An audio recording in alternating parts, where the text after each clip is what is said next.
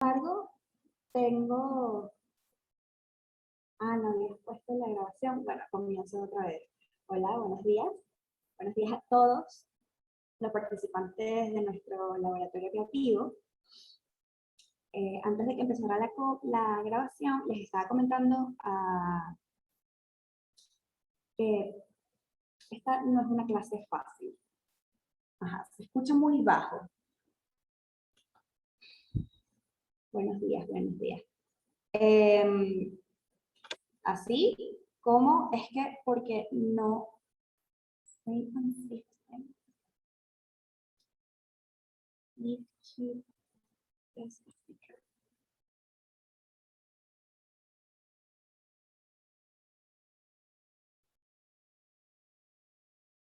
Hola. Ay, ahora sí se escucha mejor, ¿verdad?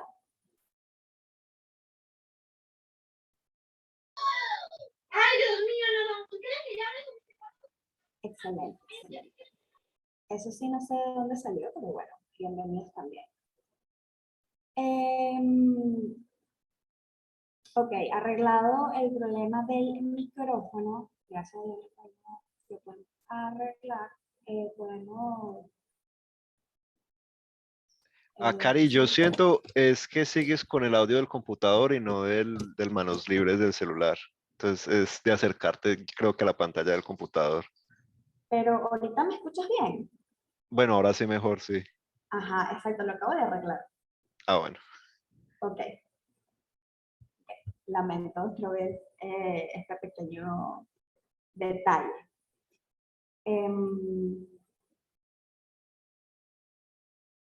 Les decía, la clase de hoy es un poco complicada.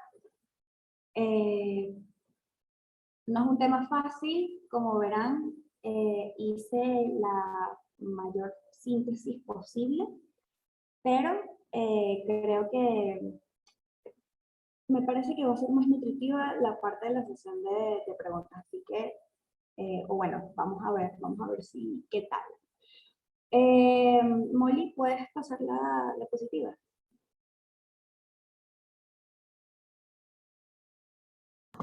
estoy en... Ok, ahí está.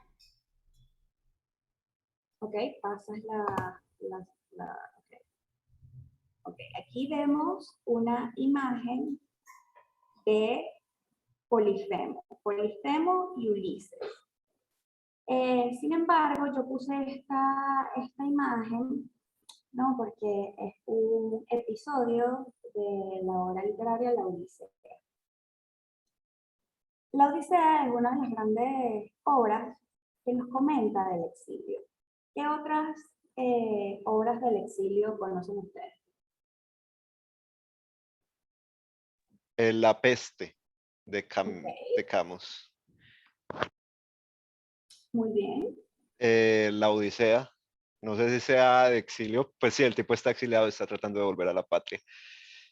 Eh, Sí, o sea, yo creo que el exilio más, digamos, más sonado de la literatura sería la Odisea. Sin embargo, hay un exilio dentro de la literatura que es más, que la gente lo da por sentado, pero que es muchísimo más importante y que de eso vamos y que de ese episodio literario vamos a hablar hoy. Molly, por favor, la siguiente. Entonces, ¿qué tenemos por aquí? Una imagen de la expulsión de Paraíso de Miguel Ángel. Esta obra se encuentra en el Vaticano, precisamente en la Capilla Sixtina. ¿Qué tenemos aquí? La expulsión del Paraíso. Este es el primer exilio que se registra dentro de la literatura, o al menos dentro de la literatura occidental. Si podemos decir que Occidente, los tres grandes libros de Occidente fueron el Corán y la Biblia y el Tanaj, que vendría siendo nuestro Antiguo Testamento. en esta clase vamos a hacer hincapié al tema del exilio porque es una de las imágenes más importantes de la humanidad. Vamos a explorar el exilio y la relación con la literatura. Luego vamos a ver un pequeño aporte desde la psicología analítica y una reflexión acerca de por qué el exilio es la razón por la cual nos comunicamos. Molly, pasa a la siguiente diapositiva. Entonces aquí tenemos otra, esta es de Masaccio, también. La expulsión de Adán y Eva del paraíso terrenal. Esta, fíjense que la puse, escogí 3 obras de la historia del arte, pero fíjense, esta me gusta más. Esta me gusta más porque creo que expresa más la angustia del exiliado.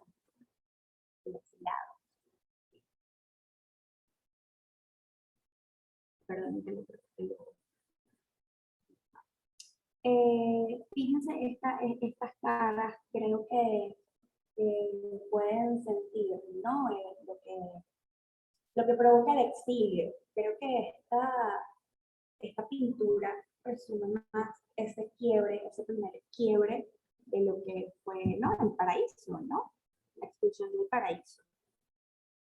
Porque este es el tema que vamos a tratar en esta clase. Les comento, no es un tema fácil, vamos a llevarlo con cuidado y bueno, por eso les voy a presentar 2 autoras y una, bueno, 2 psicoanalistas y una autora para sustentar, ¿no? Porque el exilio es tan importante en la literatura. Molly, posee la siguiente diapositiva. Bueno, esta señora que vemos aquí, bien simpática, su nombre es Angelina Muñiz Huberman. Ella nació en Francia, pero desde muy pequeña se exilió junto a sus padres a Ciudad de México. Es una escritora, poeta, investigadora y ensayista. Ella tiene un ensayo que se los voy a estar mandando en el material de apoyo que vamos a revisar ahorita en clase, que se llama El canto del peregrino. Ella allí menciona 3 aspectos del exilio. Nos habla de la poética del exilio. Se entiende como poética un tratado, un pacto manifiesto que marca las manifestaciones ideológicas o artísticas de un movimiento. Por ejemplo, si hablamos de la poética del exilio, son todas esas manifestaciones que tienen de tema el exilio. Ella en este ensayo, El canto del peregrino, ese es su tema central y también explora el exilio, tanto su campo mítico como su campo histórico. Es decir, que en El canto del peregrino tenemos literatura y exilio en la mitología y el exilio histórico. Como les comento, es una escritora, investigadora que vivió el exilio en carne propia y nos va a traer contundentes propuestas acerca de la relación del exilio con la literatura. Sí, lo puedes pasar, María. Alguien que quisiera leer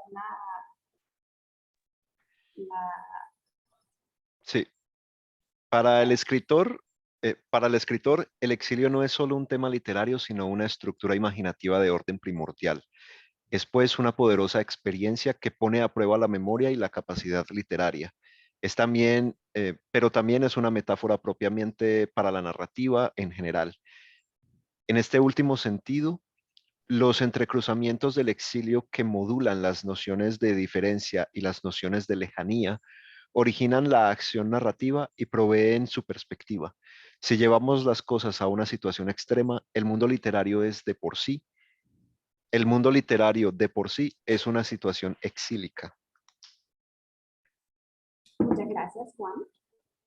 Entonces, ¿qué nos quiere cita que vendría siendo como que toda eh, una breboca de lo que de lo que se trata la clase de hoy, en el que el exilio no solo es un tema literario, sino que también es una dimensión de nuestra formación, de nuestro ego, de la formación de nuestra conciencia.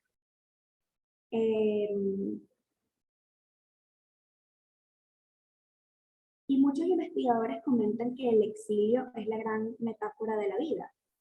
Ya lo vamos a ver más adelante, pero les puedo comentar que nosotros nacemos y nacer significa una separación de un estado primordial, un estado en donde todo estaba ordenado, no había diferencias. Entonces, con el nacimiento, ya las personas comenzamos nuestro primer exilio, que vendría siendo esa separación, ese paraíso perdido que vendría siendo el vientre de nuestra madre, ¿no? Esto muchos investigadores lo asocian con que el exilio bíblico tiene sus raíces en esto que ocurre dentro de la naturaleza, esto que ocurre, que forma parte de nuestra formación.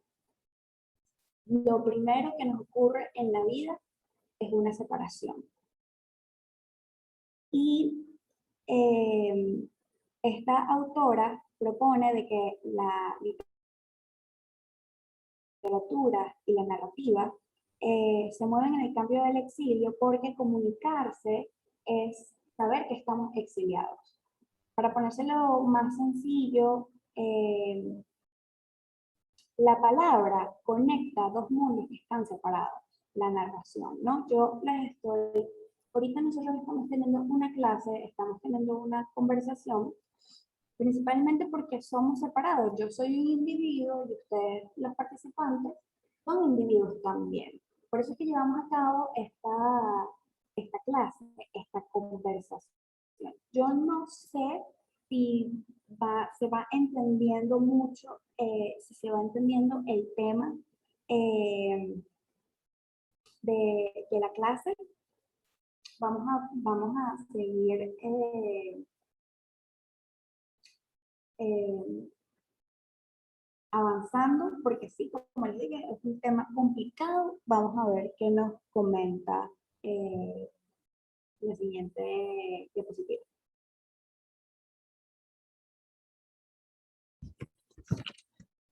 ¿Alguien que quisiera leerla? La primera expresión literaria es la que narra la ruptura de la unidad. El hombre que abandona su condición divina no se repone de la separación. Excelente, muchísimas gracias, Andrea. Entonces, bien, aquí la autora lo dice de una forma mejor lo que estaba explicando hace unos segundos, de que muchos investigadores consideran que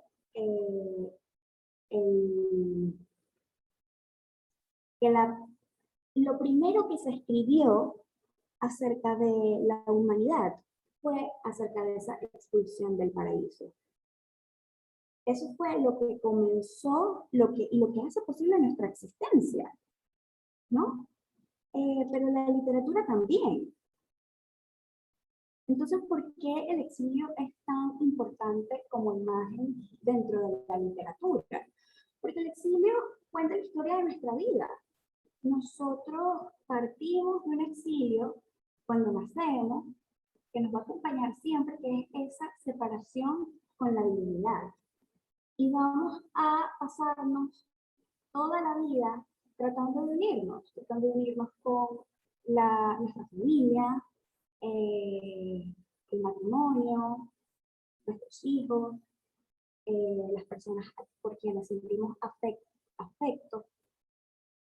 Y esta separación es lo que da paso a una comunicación. Nos sabemos separados, tenemos la conciencia de que estamos separados y por ende eh, nos comunicamos.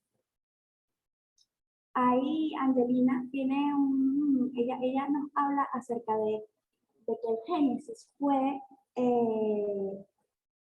la primera expresión de la capacidad nominativa, porque antes de la expulsión de Adán y Eva del paraíso no se nombraba, porque ellos no había necesidad de nombrarse, porque ellos se sentían en una simbiosis total con la divinidad. La expulsión es a través de la expulsión donde ellos se reconocen individuos y comienzan a nombrar. Entonces imagínense lo importante que es para el lenguaje.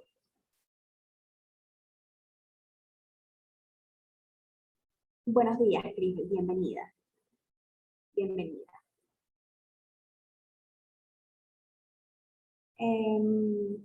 La siguiente diapositiva. ¿Alguien que quiera leer?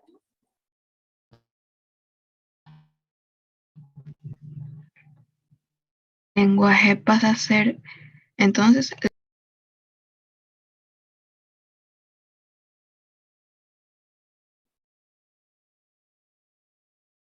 Okay, creo que se escuchó muy poco, pero bueno, la diapositiva dice, el lenguaje pasa a ser entonces la esencia del lenguaje. Importante esto, porque es a partir del exilio cuando él empieza a relacionar las cosas y se empieza a crear un lenguaje. Es decir, previo al exilio, el lenguaje no tiene una estructura. El lenguaje tiende su propia naturaleza. Cuando ocurre la ruptura, es que la humanidad comienza a jerarquizar, o sea, la jerarquía de las cosas que va nombrando, ¿no? Se empieza a nombrar su mundo, esto claramente a través de la observación, y entonces el hombre empieza eh, a vivir dentro del lenguaje. Por lo menos hay muchos psicólogos que nos van a decir que sin lenguaje no podríamos hacer conciencia de que estamos vivos, ¿no? Entonces vamos a ver un poco más, cuando estemos viendo los aportes de la teoría psicoanalítica, vamos a estar viendo lo importante que es esa separación para darle paso a la conciencia. Vamos a dejar las intervenciones de Angelina Muñiz un momento por aquí, porque quiero introducir otra poeta, investigadora, que que voy a tomar varios aportes de ella que nos van a ayudar a entender lo que quiere decir Angelina Muñiz. Aquí les presento a Ana María Hurtado. Bueno, la verdad es que siento profunda admiración por la poeta Ana María Hurtado. Ella es psicoanalista, es poeta, tiene un poemario llamado La fiesta de los náufragos, que el tema central de hecho es el exilio y el retorno hacia lo divino. Yo en el material de apoyo les voy a mandar varios poemas de ella. Y su otro poemario, que se llama El beso del arcángel, también vamos a hablar de la temática que ella toca en la clase 4. Entonces, bueno, yo les quería presentar a Ana María. Podemos seguir la próxima para ver qué nos dice, qué tiene Ana María para decirnos. ¿Alguien que quiera leer esta cita?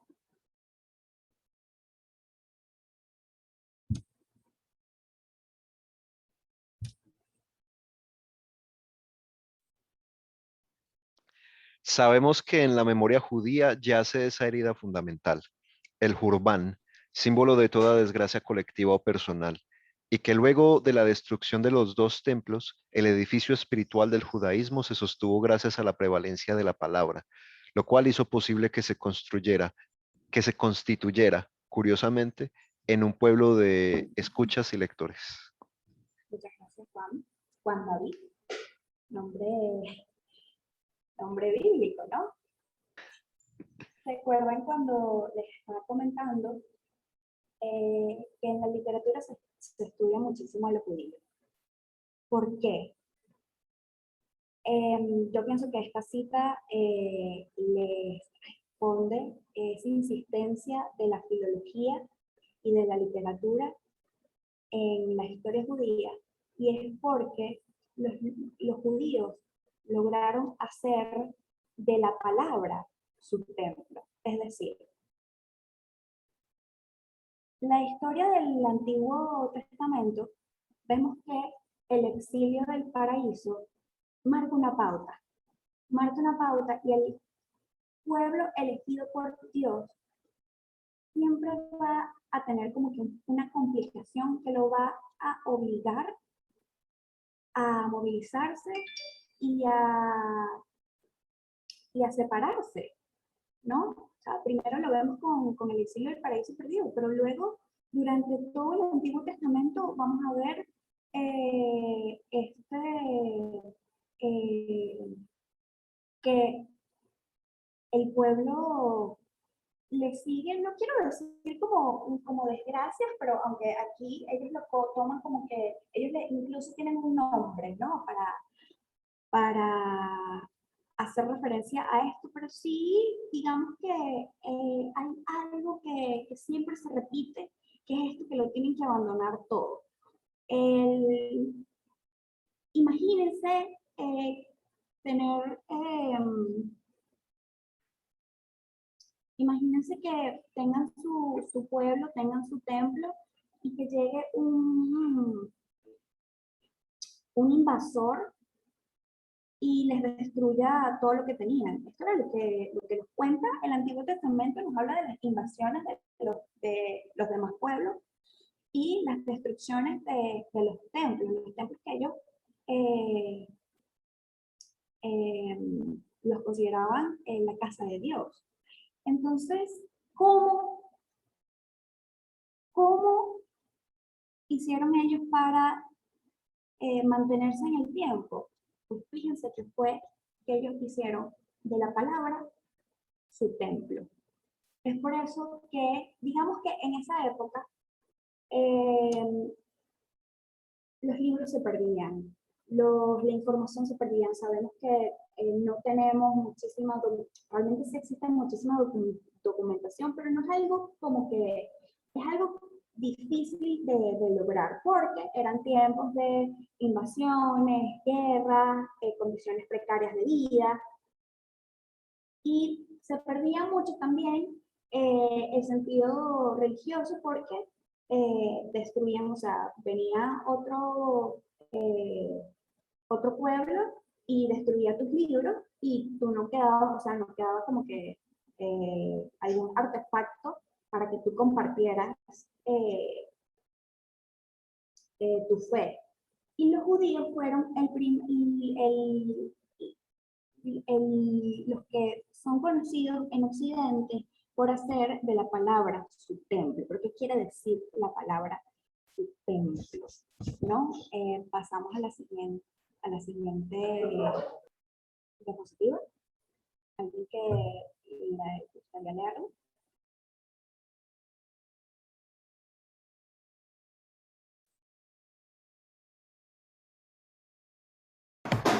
Yo puedo. Solo el pueblo judío pudo, a través de la repetición de la palabra, en su tradición oral y escrita, erigir un templo invisible, a salvo de las contingencias y en consecuencia perdurable, cuyo fundamento fuese la escritura divina, plena de infinitos significados e inagotable en su misterio. Muchas gracias, Andrea. Bien, entonces, Ana María Hurtado nos comenta que bien, que fue el pueblo judío quienes son reconocidos por salvaguardarse dentro de la palabra oral y de la tradición oral. Si bien, como les comentaba antes, las religiones de Occidente, ¿no? Que fueron fundadas, que son también llamadas las religiones del libro, porque antes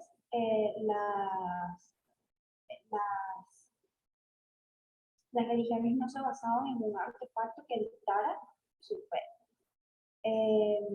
Porque incluso el hinduismo, que es previo a todo esto, hay libros fundamentales del hinduismo, pero no todos lo toman como tomamos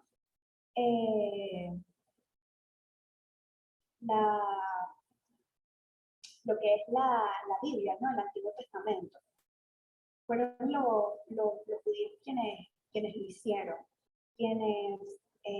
y por esta influencia es que otras religiones empiezan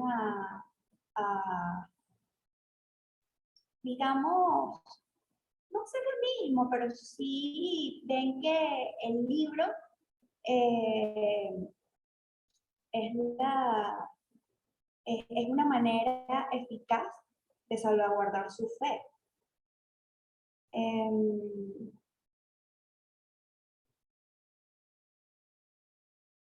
Por aquí, bueno, podemos saber que que los judíos, por ejemplo, las personas no pueden tocar el Tanaj, no, de hecho, se debe leer de una manera,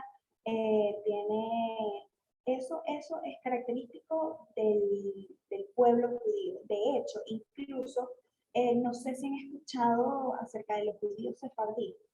Bueno, imagínense que, o sea, imagínense el compromiso que tenían con respecto a la palabra, que sefardí significa guardián de los libros, el guardián de los libros. O sea, imagínense que, o sea, todas estas personas que son de origen sefardí fueron el pueblo escogido para salvaguardar los libros. Imagínense el nivel de respeto que tenía la palabra. Entonces, bien, yo quise presentarles estas citas de Ana María porque me parece que ilustran de manera correcta lo que les quería hablar acerca de el exilio y la palabra. En la primera parte con Angelina, ella nos propone, ¿no?, de que la relación del exilio y la palabra es que el Génesis tiene una calidad nominativa porque es a partir de la expulsión a partir de la expulsión del paraíso que se empieza a nombrar. Y con Ana María asentamos de que fue el pueblo judío el que, digamos, hizo las pautas para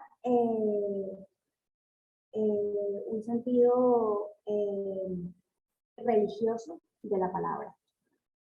Esto con respecto a la literatura. Pero ¿qué hay del exilio a nivel psicoanalítico? ¿Qué tiene el psicoanálisis para contarnos acerca del exilio que puede ayudar a comprender la problemática que les estoy presentando hoy?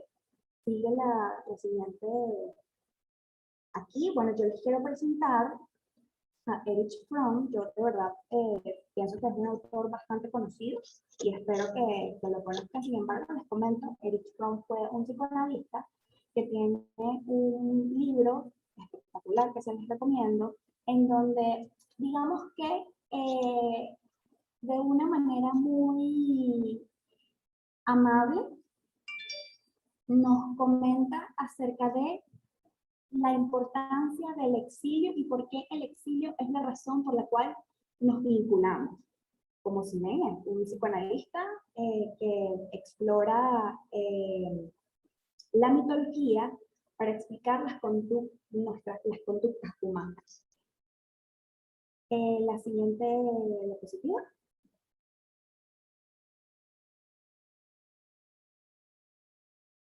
Alguien que se quiere ofrecer a leer la cita. Quisiera saber si, no sé, Crisbel, ¿puedes leer la cita?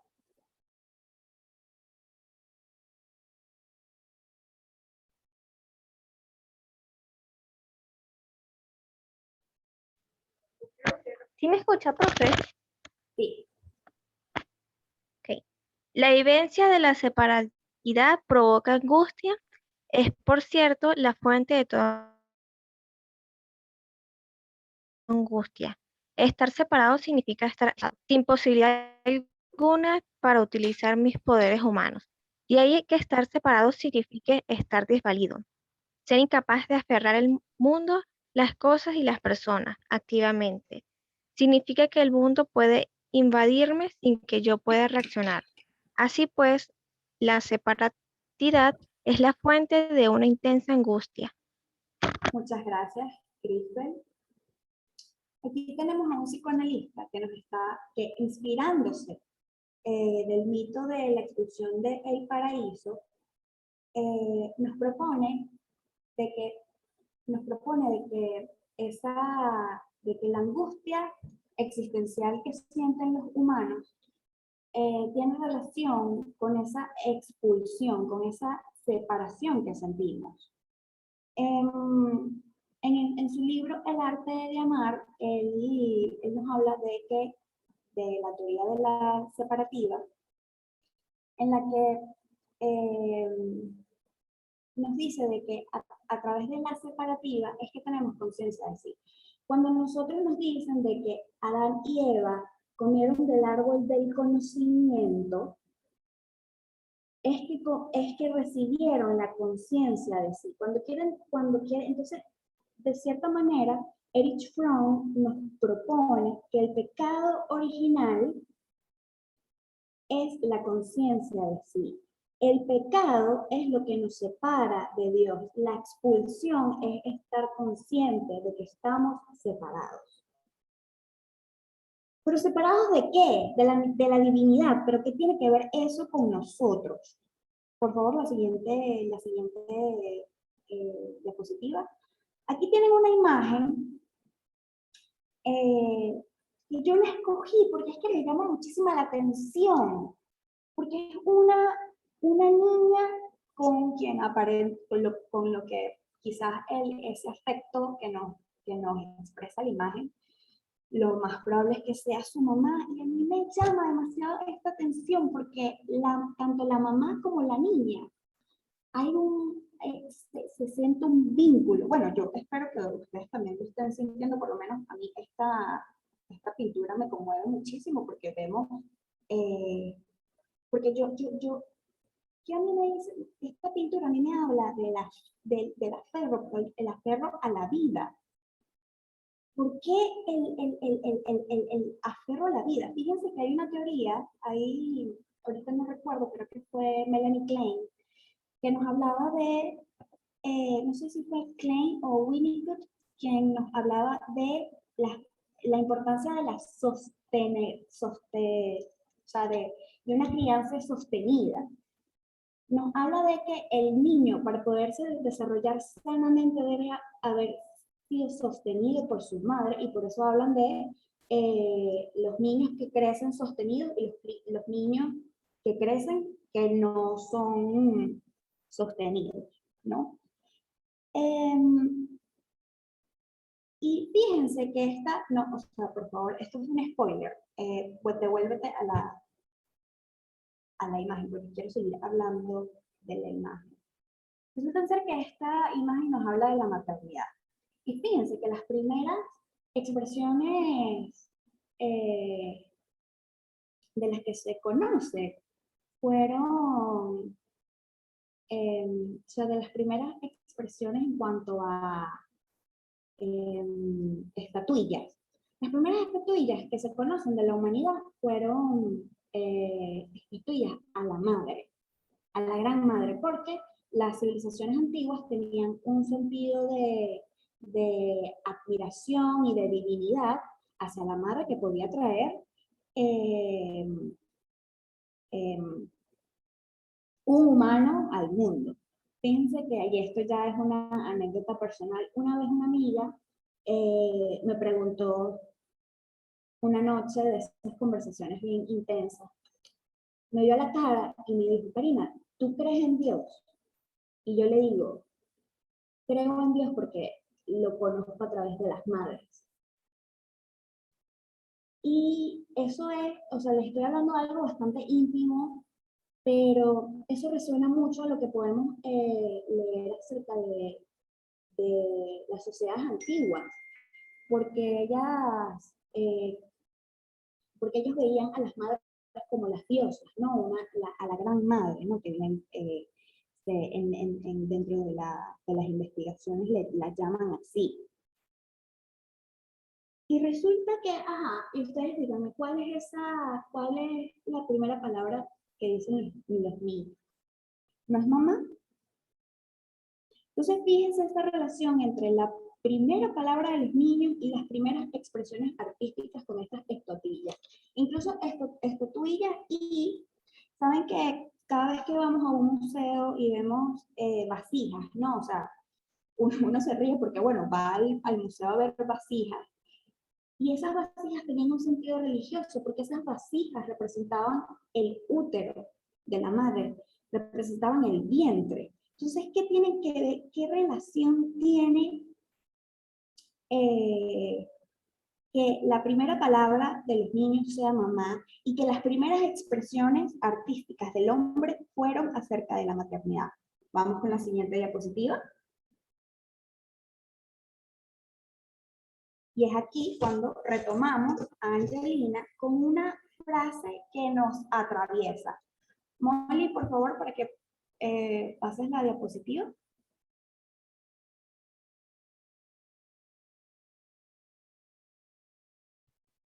A mí esta frase me atraviesa. Entonces yo quisiera invitar a Mayela. A ver, Mayela, ¿me escuchas? ¿Puedes leer esta frase?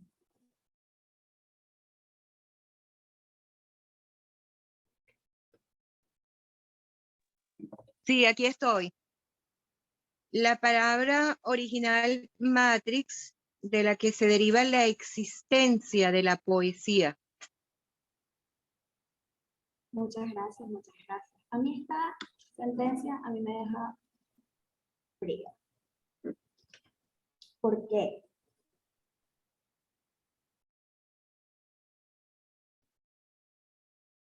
El lenguaje es lo que evidencia de que estamos separados.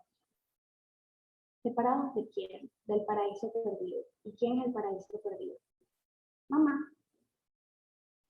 Por esto les comento de que esta clase es difícil y yo me imagino que tendrán a estas alturas, tendrán muchísimas preguntas. Pero, porque yo les voy a decir, la razón por la cual nos comunicamos es porque estamos separados de mamá. Porque nos comunicamos por sobrevivencia. Y eso es complicado y aquí Angelina Muñiz, imagínense la investigación que hizo esta señorita para dar con que la palabra original de la cual se deriva la existencia de la poesía es la palabra matriz. Yo espero que ustedes estén con los pelos de punta igual que yo, Andrea. Sí, no, o sea, es un tema que podemos hablar toda la semana acerca de eso. Y eso era por eso es que yo quería comentarles, por esto es que el exilio es nuestra primera clase, porque cuando en el Génesis nos hablan de, de la expulsión de paraíso nos está hablando del nacimiento, de nuestro nacimiento. Y cuando Erich Fromm nos comenta de que el pecado original es la conciencia de sí, hay un momento en la formación de nuestra conciencia en la que, wow, Mayela, echadura de Dios, es la palabra poesía. Imagínense. ¿Qué nos quiere decir eso? ¿Qué nos remite? ¿A qué nos remite? Yo espero estar provocando esas conexiones mentales en donde reflexionen mucho acerca de la importancia del lenguaje y la importancia que tiene el mito de la expulsión del paraíso, porque siempre nos dicen el Génesis y otra vez con el Génesis, otra vez con el Génesis, porque bueno, imagínense, esta es o por lo menos, ¿en qué nos sirve el Génesis y el exilio para los que queremos hacer escritura creativa? ¿No? Y es porque debemos entender por qué escribimos, por qué nos comunicamos.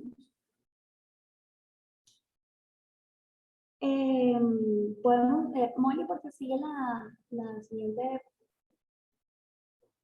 diapositiva. Ok, aquí les presento una psicoanalista también, que se llama Sylvia Behrens. Tengo el placer de que ella sea mi profesora de arquetipos. Y no solo de arquetipos, sino que es mi profesora de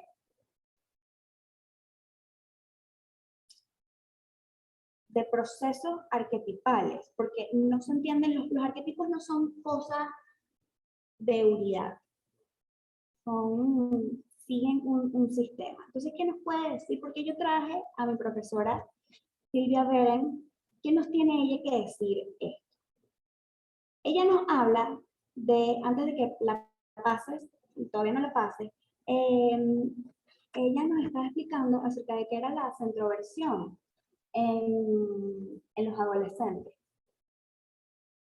Y la centroversión es un estado del ego en el que el hijo se hace más consciente de que está separado de sus padres y llamamos exilio al proceso que está viviendo internamente. ¿Qué les quiero decir? Que aún si no hemos experimentado a un exilio, yo les quiero invitar a que reflexionen de que la vida misma es un exilio.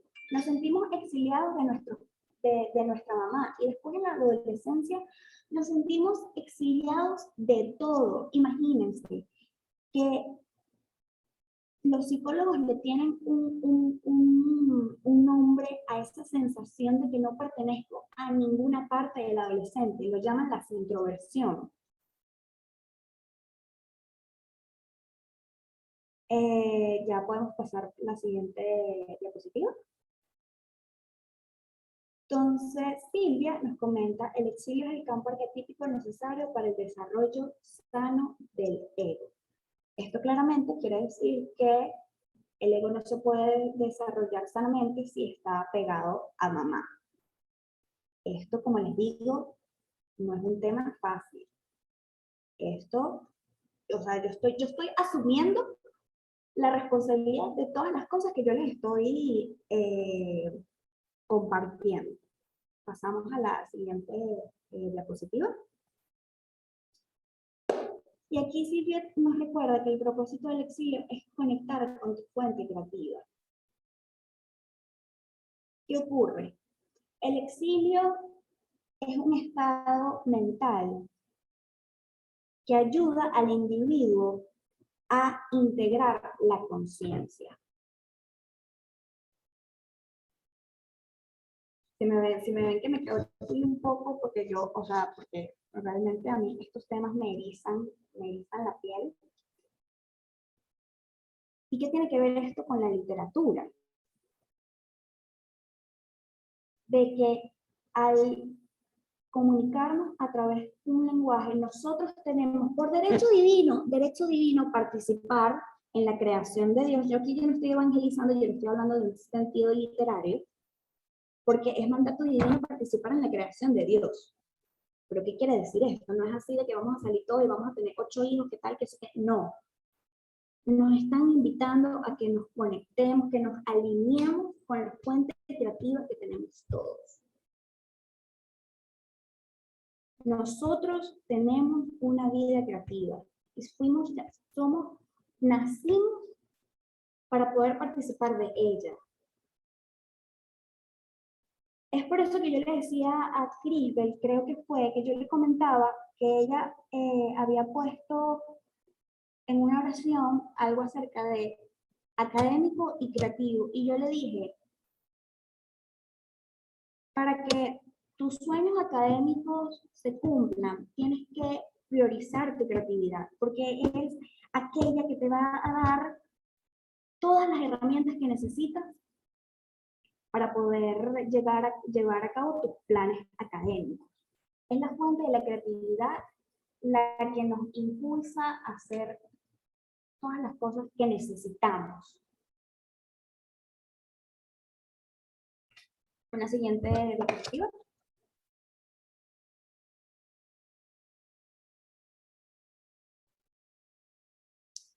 Angelina nos comenta, el exilio se transforma en un rayo de luz que muestra las fuentes ocultas de la sustancia vital de la creación.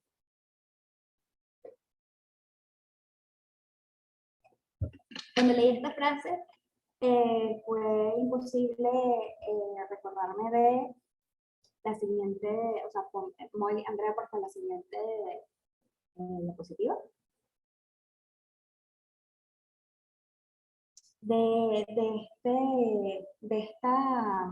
método japonés, en donde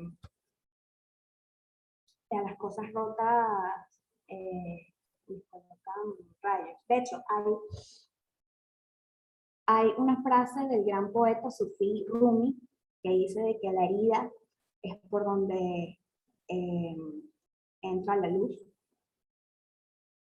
Esto que hay, el exilio se transforma en un rayo de luz que muestra las fuentes ocultas de la sustancia vital de la creación.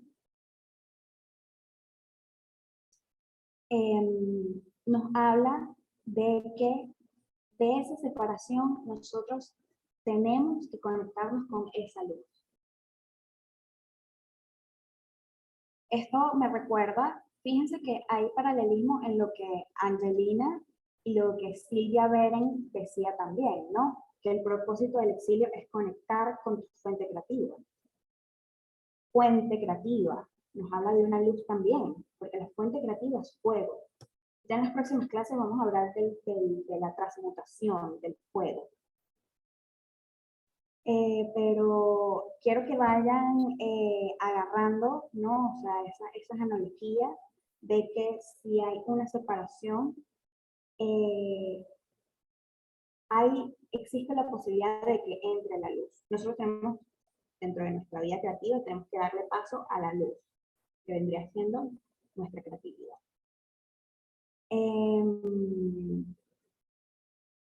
Y para terminar la exposición, a la siguiente, les quiero dejar este poema de la poeta Andrea Sofía Crespo Madrid, poeta venezolana que vive en España. Por favor, Juan, si estás allí, para que nos leas el poema. Okay. Yo era un pez sentado. Protesté las manos gruesas de los hombres. No quería ser más que viscosidad. Ellos anunciaron mi sexo como un grano de café y cataron la siempre enrevesada. Ellos anunciaron mi sexo como un grano de café y cortaron la sierpe enrevesada para evitar que nadase. Así fui arrancada del primer silencio. Después vino el segundo silencio. Lo había heredado de las mujeres que me precedieron. Una caligrafía rota, una maleta y un miedo desde aquel enero. Vengo del silencio de una madre. Ella viene del silencio de su madre. Descubrí que la mudez tenía pliegos. Yo transitaba sus estrías sordas. Muchas gracias, Juan. Juan, ¿qué te pareció el poema? Por favor, dime, ¿qué te pareció? Muy bello. Es ese, como ese, eso lo hablaba yo con mi terapista, es ese desgarro y ese primer dolor, porque nacer también duele y es un evento traumático para el bebé también. Tiene que pasar por esa estrechez y salir y que le metan una palmada para que llore y pueda empezar a respirar y que luego lleguen y le corten el cordón con unas tijeras. O sea, es un evento traumático para uno, es esa primera herida. Lo siento así, desde como lo cuenta ella. Gracias, gracias. Sí, sí. También les voy a pasar poemas de Andrea Sofía Crespo y Marcela de Apoyo. Quiero que conozcan su obra. Ella, bueno, fíjense que es del poemario que se llama Ayes del Destierro, en el que la esencia del poemario es esta. Y la verdad que el exilio, esa desgarradura, la van a ver mucho en muchos poemarios. De hecho, bueno, como les comenté, el poemario de La fiesta de los náufragos de Ana María Hurtado nos habla acerca de la expulsión y el regreso hacia lo divino. Ayes del Destierro nos plantea esto. También fíjense que Ayes del Destierro es un poema de Santa Teresa de Ávila. Andrea se inspira en los escritos de Santa Teresa y en su experiencia para hacernos llegar este poemario. Y nos dice, y el verso que toma de Santa Teresa es Ayes del Destierro. ¿De cuál destierro, no? Fíjense. Espero que les resuene las cosas que comentamos en la clase. La siguiente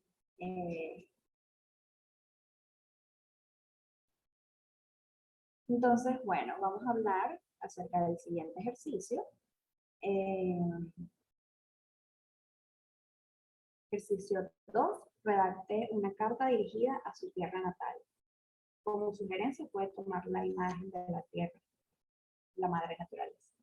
La carta deberá ser enviada en formato Word a mi correo con el asunto LSDE, ejercicio 2, y bueno, tienen hasta el 18 de marzo.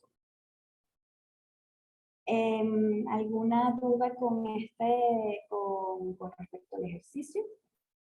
El asunto es que, claro, no hay muchos participantes, pero creo que se entiende bien, ¿no?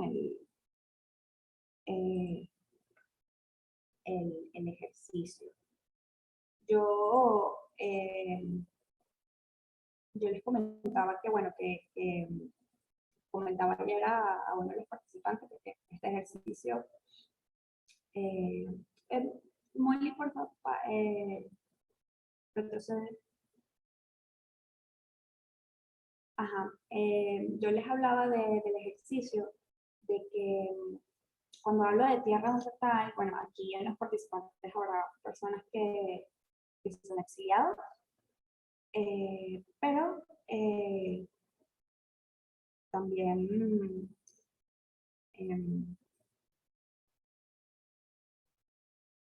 ok, gracias Isabel. No hay ningún formato, o sea, si lo quieres hacer en tipo prosa, un texto como poema, realmente tú eliges el formato. Y las cuantas líneas, mínimo una hoja, una cuartilla. Puede ser un poema, no tengo ningún inconveniente. Sí me gustaría que por favor, porque una de las cosas que observé en el ejercicio anterior fue que hicieron afirmaciones muy cortas. Entonces, bueno, es un taller de escritura, estaría bueno de que vayan practicando, ¿no? Entiendo que como es la primera evaluación y muchas personas no tienen como que este hábito de escribir. Eh, de hecho, recibí nada más 10, creo que son 17 y recibí nada más 10 ejercicios, ¿no? Este es el tema de los ejercicios. Como les dije, yo sé cómo es esto porque la gente se inscribe en los talleres y no entregan los ejercicios.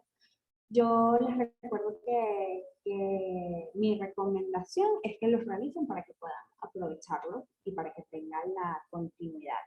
De los ejercicios que me mandaron, me faltó por responderle a Ana Coppola, a Camila, a Andrea Molina y aquí tengo los que me falta responder. Y a Claudia Gómez, que creo que escribió ahorita de que no le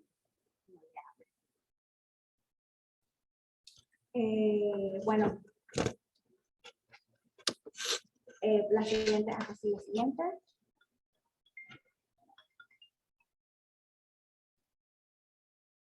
El material de apoyo que les voy a estar enviando va a ser el ensayo El canto del peregrino, que lo estuvimos revisando aquí, de Angelina Mujiz Huberman, del cual saqué algunas citas en este, como les dije, en El canto del peregrino.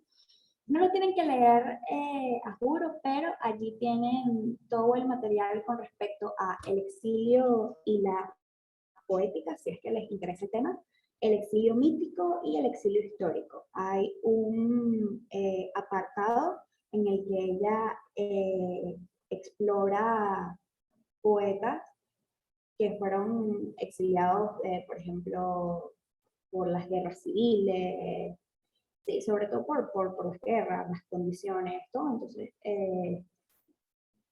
yo la verdad que pienso que es el mejor ensayo eh, acerca de literatura y de exilio que hay. Se los voy a mandar.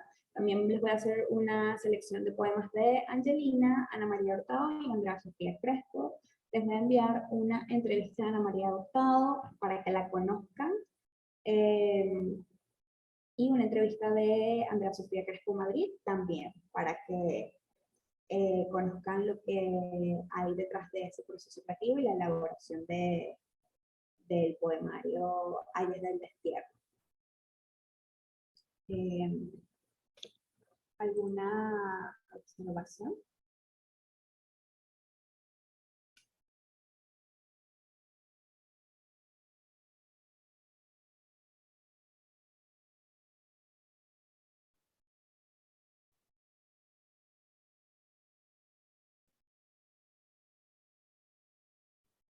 Magdalena nos comenta, excelente clase. Bueno, muchas gracias. ¿Tienen alguna duda acerca del tema y de lo que expuse?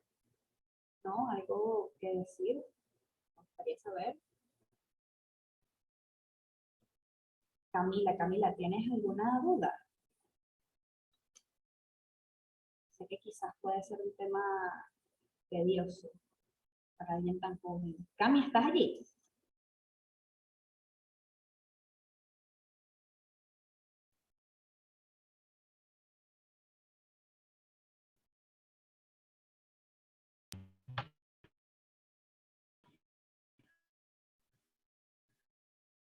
Sí, sí, estoy aquí. El tema me gustó al principio. Sí, Cami, se te escucha muy mal. Creo que es mejor que escribas en el chat.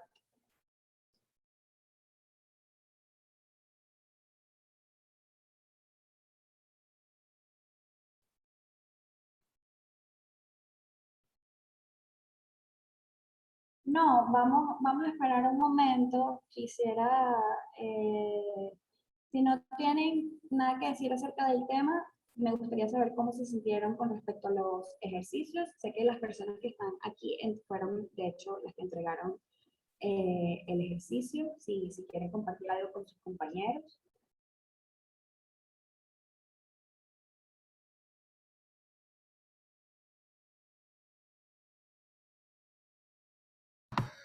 Sabes que yo me quedé pensando mucho en ese último poema de Andrea, en donde habla sobre, o sea, como que pensé mucho fue en esto de trauma generacional y cómo pues vemos patrones de familia en familia o de generación en generación y cómo se van repitiendo y cómo cada vez nos separamos más de esta matriz, ¿sabes? De este origen y pues como que si con la palabra nos distanciamos al mismo tiempo me pregunto si sí o cómo usamos el lenguaje para al mismo tiempo unir o restaurar o sanar. Bueno, esto es algo que lo sabes tú, ¿no? El lenguaje tiene la propiedad de poder restaurar, de poder unir. Sabemos que si, por ejemplo, si estamos hablando de traumas generacionales, una de las, una, una de las terapias es precisamente darle nombre, ¿no? Darle visibilidad a esas cosas. Porque nombrarlas nos alivia y nos une con eso. Sí, ciertamente el poema tiene lo que me estás comentando, ¿no? Cuando ella dice como que partí del silencio de mi madre y así ella también partió del silencio de su madre. Es curioso porque a esa imagen de silencio también podemos hablar de que ella habla de que de un silencio, pero también recuerda que en psicoanálisis también hablamos de que el vientre de la mujer es un silencio, ¿no? Eh, que la mujer es innombrable. Eso sí es tema psicoanalítico que nos puede obviamente haber, la literatura quizás puede aportar más valor, por eso pienso que es importante. Yo como investigadora literaria me gusta, bueno, saben que tengo inclinaciones por el psicoanálisis y me gusta, ¿no? Encontrar qué nos ofrece el estudio de la conducta del inconsciente y que puede aportar eso para darle valor a la literatura. Pero sí, o sea, cuando nos habla de ese silencio, muchos poetas hablan del vientre materno como un silencio. Y eso es algo que lo vemos también en teoría psicoanalítica. Es muy interesante, es muy interesante. Ahí, Porque eso, ajá, sí. no, qué pena, no, qué pena, vas a seguir. Sí, porque mira, fíjate que a veces nos hablan acerca de que en psicoanálisis nos hablan de que hay una palabra que se tiene que vaciar. Y eso también lo podemos ver, hacer como analogía con lo del vientre, que para que haya creación el vientre tiene que vaciarse para darle, o sea, a ver, el vientre debe estar en preparación, ¿no? Y parte de la preparación es que tiene que estar vacío. Entonces, en psicoanálisis hablamos de que la palabra se tiene que vaciar para darle paso a una creación que permita la sanación, ¿no? Es bastante complejo, es muy Eh, complejo, De pero es eso era, interesante.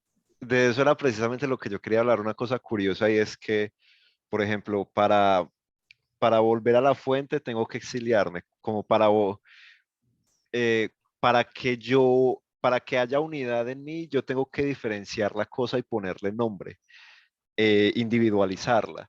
Entonces, debo dejar a la madre para volver a la fuente. Debo dejar la representación para ir hacia la cosa en sí. Es una cosa interesante. Como que la cosa en sí que busco existe en su opuesto. Esa unidad, esa individuación o esa diferenciación eh, viene del proceso de separación. Juan, déjame decirte que te graduaste como poeta al decir eso. Hombre, Porque esa es la definición de poesía. ok, no sabía. A ver, claro, la poesía tiene muchísimas definiciones y dentro de la escuela que yo me formé, nosotros tomamos la poesía de esa manera. pero sí, o sea, yo pienso que lo describiste de una manera espectacular y eso pone en evidencia tu trabajo tanto contigo mismo como también con tus propias investigaciones. De verdad que ahora estoy sumamente agradecida con lo que nos acabas de compartir. Gracias. No sé si alguien más quiera decir algo más. Ya, bueno, son las 10:54. Lo mejor que me pudo pasar fue que poder hacerlo de forma corta, para que nos diera el tiempo, para que nos diera tiempo eh, para determinar todo, preguntar si había alguna duda con respecto al ejercicio, comentarles de que me faltan 4 personas por responderles, que eso lo voy a hacer hoy, no se preocupen. Lamento que no hayan podido ingresar a la clase las personas que estuvieron la clase pasada. Agradezco a los que entraron. Y bueno, las personas que no pudieron entrar tienen la ventaja de que esta sesión está siendo grabada y que la van a poder ver junto a las personas que ven el curso en diferido. Y ciertamente la clase pasada les tomé un poquito de su tiempo porque me extendí muchísimo. Esta clase fue más directa. Menos mal, porque realmente si les digo que vamos a terminar a las 11 me parece importante, porque respeto el tiempo de los demás. Porque si no se tienen más nada que agregar, podemos concluir aquí la grabación. Eso.